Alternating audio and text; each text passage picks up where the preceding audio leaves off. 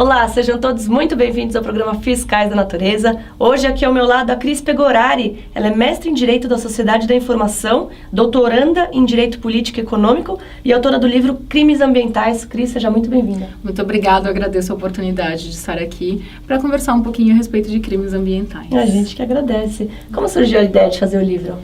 O livro surgiu da ideia de unir a experiência e o conhecimento em direito ambiental do professor Celso Fiorillo, que é reconhecidamente um profissional de destaque na área ambiental, e eu agreguei alguns aspectos técnicos de direito penal e processual penal à obra. Nós queríamos apresentar uma obra que tivesse, que fosse completa no aspecto teórico e no aspecto prático. Né? Uhum. O livro, gente, é esse daqui, ó, Crimes Ambientais, bem bonitinho. Linda capa. Para quem que foi feito o livro? O livro ele é voltado para o profissional da área do direito, enfim, para quem precisa, né, deste conhecimento de direito penal ambiental no aspecto técnico, mas pela linguagem mais fácil, por ser voltado também para o aluno de graduação, não apenas para o aluno de pós-graduação, mestrado, e por possuir quadros sinóticos que tornam a compreensão da lei mais fácil, qualquer pessoa que tenha curiosidade consegue acompanhar e entender a leitura da obra. Qual a diferença entre crime de perigo e crime de dano? O crime de perigo é uma característica da legislação penal ambiental, em virtude dessa questão da natureza do bem tutelado, né, do bem ambiental ter uma natureza difusa. Então, o crime de perigo, ele acaba antecipando a tutela penal. O legislador pune aquelas situações nas quais não ocorreu efetivamente o dano, há uma probabilidade de ocorrência do dano, o dano ainda não ocorreu efetivamente, e isso já está sendo punido a título de crime pelo legislador. Então, por exemplo, extrair ou realizar uma pesquisa, extração de minerais ou realização de pesquisa nesse sentido sem autorização. Então, a probabilidade de dano que isso pode trazer já é tipificado pela legislação. Então, a comercialização de motosserras sem autorização, a probabilidade que isso possa causar dano ao meio ambiente já é tipificada na legislação como crime. A gente foi comprar uma motosserra para uma construção da nossa casa e fica no meio da Mata Atlântica. Quando a gente estava comprando, eu achei muito legal, o vendedor já falou, você tem que tirar essa motosserra e já ter autorização do IBAMA. Exatamente. Muito legal, o vendedor já dá essa informação, né? E precisa dessa informação, porque sob pena de que a pessoa que adquire essa motosserra ou aquele que vende a motosserra possa incorrer nas penas do crime, né, previsto na lei ambiental. Então, penetrar na unidade de conservação, enfim, portando objetos que possam ser utilizados para caça ou extração de minerais. O simples fato de adentrar, de penetrar na unidade de conservação com esses instrumentos, ainda que o indivíduo não faça nada, não tome nenhuma outra postura, já incorre nas penas de um crime previsto na legislação ambiental. Quais são as penas de crime de perigo? Pode ser tanto pena privativa de liberdade, ou seja, uma pena de prisão, como outras penas de multa ou restritivas de direito. Né? Elas são bem menores do que as de crime de dano, né? Os crimes de dano geralmente são crimes mais graves. Por quê? Porque o legislador pressupõe a ocorrência, ele exige a efetiva lesão ao bem juridicamente tutelado. Então, destruir uma floresta em área de preservação permanente. Destruir significa danificar. Então, o legislador está punindo a efetiva ocorrência do dano. Então, em virtude disso, eu tenho uma conduta mais gravosa que é punida geralmente com uma pena privativa de liberdade, né? Uma pena de prisão maior, com penas maiores. Quais são as penas, a maior pena de crime ambiental? As penas mais gravosas são aquelas penas de prisões. Então, eu tenho crimes com penas que vão além, né, dos 2 anos. A maioria dos crimes tem pena máxima de até 2 anos. Portanto, a maioria dos crimes são encaminhados para os juizados especiais criminais. E alguns crimes considerados mais gravosos têm penas de até 5 anos, 6 anos. As penas não são muito altas na legislação penal ambiental. Você acha que elas deveriam ser altas? Eu acho que em alguns crimes, sim. Não todos, mas a maioria das condutas ali tem penas muito baixas. Então, por exemplo, o tráfico de animais. A pena máxima do tráfico de animais não ultrapassa 3 anos. E é um crime grave.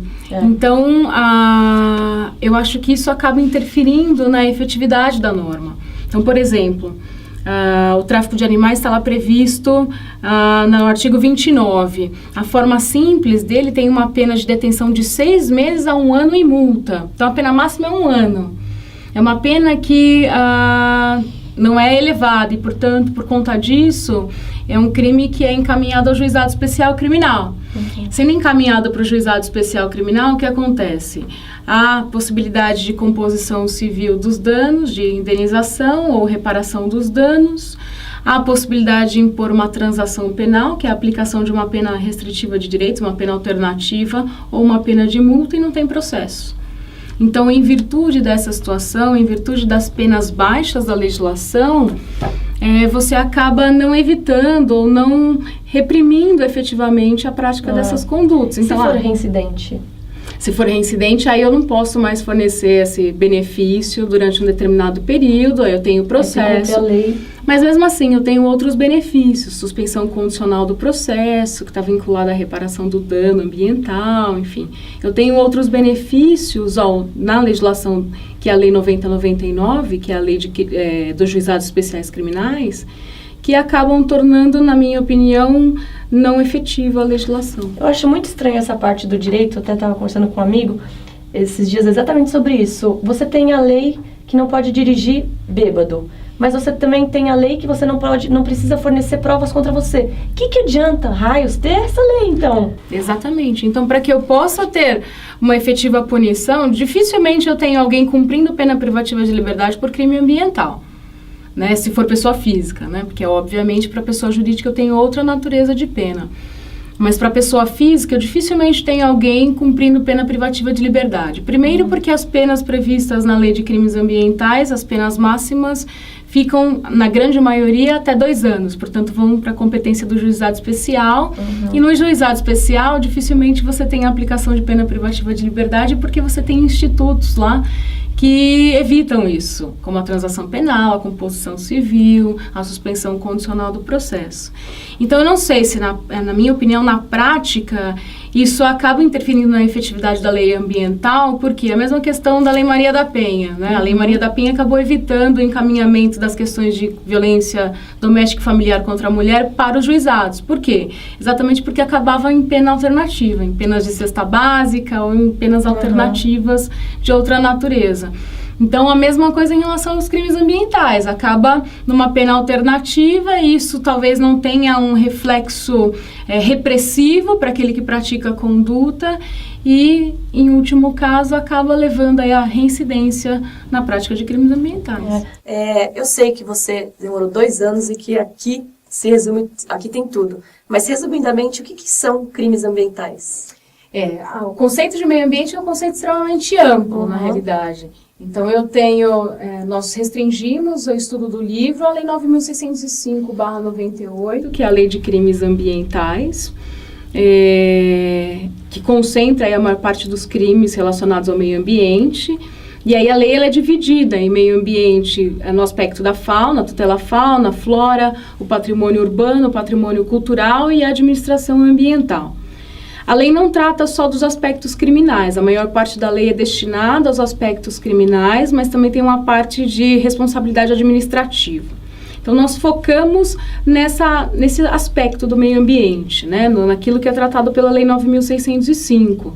Mas, na realidade, existem outros crimes relacionados ao meio ambiente tipificados em outras legislações. Por exemplo, a parte relacionada a patrimônio genético e organismos geneticamente modificados, os crimes são estabelecidos pela Lei de Biossegurança. Então, tem uma outra legislação que trata do assunto. E assim por diante. Então, o conceito de meio ambiente é um conceito bastante amplo. Eu tenho diversos aspectos relacionados. Então, o meio ambiente ele não se restringe à fauna e flora, aos animais e às plantas. Eu tenho a questão do patrimônio cultural, do patrimônio urbano. Eu tenho o meio ambiente do trabalho relacionado, né, ao local onde se dão as relações trabalhistas. Eu tenho patrimônio genético, como eu disse, regulamentado pela Lei de Biossegurança, e eu tenho o meio ambiente digital, que é uma nova faceta, e que está relacionado também ao patrimônio cultural, mas que é uma nova faceta em virtude de um novo contexto, que é o contexto da sociedade da informação, do qual nós fazemos parte, né? E que tenta regulamentar, aí tem por objetivo regulamentar os direitos à manifestação de pensamento, comunicação, expressão, direito à informação, no meio ambiente digital, enfim, portanto, no contexto de tecnologia de informação e comunicação, em especial a internet. E isso entra nas leis, crimes ambientais? Isso entra dentro da análise do conceito de meio ambiente. Interessante, porque não tem nada a ver com fauna e flora, por exemplo, né? Não tem nada a ver. Digitais. Exatamente, os crimes digitais. Engraçado, diferente.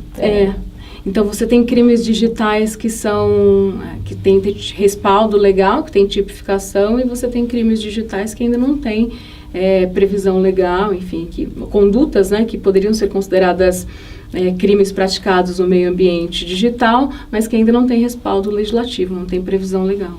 Som muito alto, ruído, é crime ambiental? É crime ambiental. Todo tipo de poluição, sonora, poluição aquática, enfim, toda a natureza de poluição é punível, sim, pela lei de crimes ambientais. Mas e aí não tem horário e nem nível do som, de altura? Isso na realidade é estabelecido por outras legislações que complementam. Então, a legislação de crimes ambientais fala em poluição. Uhum. Agora, os níveis para inserção da conduta no crime, isso é estabelecido por outras legislações. Uhum.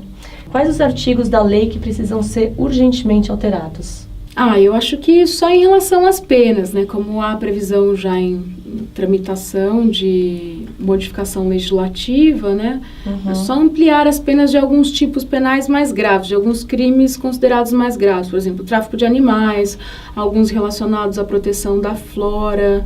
Eu acho que são crimes que realmente precisariam ter uma pena maior para ser mais efetivos, né? Para que fossem mais efetivos. A gente ouviu falar muito agora do novo Código Florestal, dessa alteração. O que isso influenciou na lei de crimes ambientais? Ele interfere na parte que diz respeito aos crimes contra a flora, porque em diversos crimes ali previstos se faz referência às áreas de preservação permanente. Este conceito de área de preservação permanente é buscado no Código Florestal. Então, a lei somente tipifica, né, indica qual é a conduta criminosa, descreve a conduta criminosa, fazendo referência às áreas de preservação permanente, mas essa definição do que é área de preservação permanente vem do Código Florestal. Em virtude disso, as alterações ao Código Florestal também interferem na aplicação dos crimes ambientais. O que as pessoas podem fazer para contribuir com as autoridades locais na vigilância e cumprimento da lei, Cris?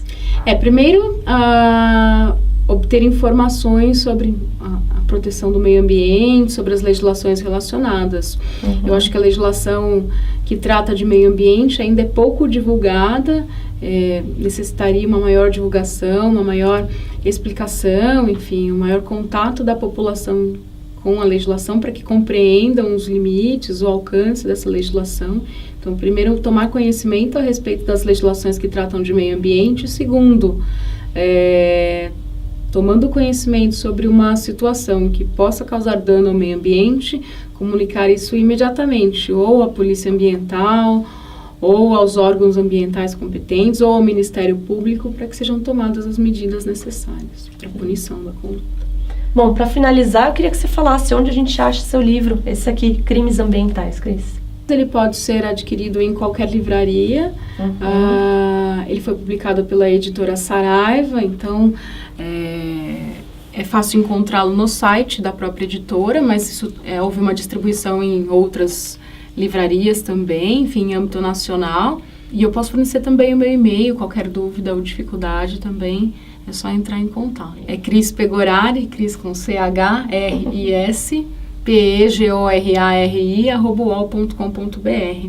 Então, qualquer dúvida ou dificuldade também pode entrar em contato. Obrigada, Cris. Obrigada. Obrigada a vocês que assistiram o programa. Entrem no site fiscaisdanatureza.com.br. Vocês vão achar essa e muitas outras entrevistas lá também, tá bom? Um beijão. Até mais, gente.